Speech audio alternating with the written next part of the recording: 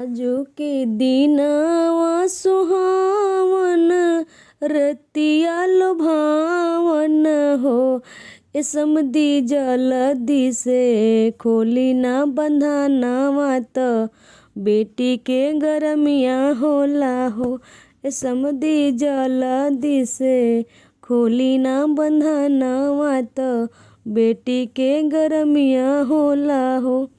जनी समधी दान दहेज मांगी हाथी से घोड़ा मांगी हो।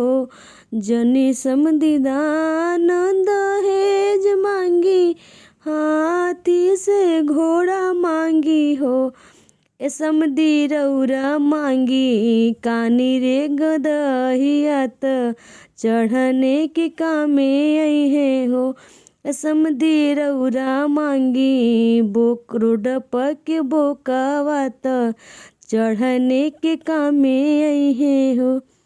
जनी समधी दान दहेज मांगी गलवा के चैन मांगी हो।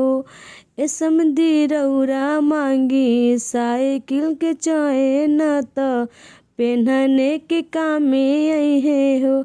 ए समधी रौरा मांगी साइकिल के चैन त पेन्हने के कामे अइहे हो। आजू के दिनवा सुहावन रतिया लुभावन हो। ए समधी जल्दी से खोली ना बंधनवा त बेटी के गरमिया होला हो।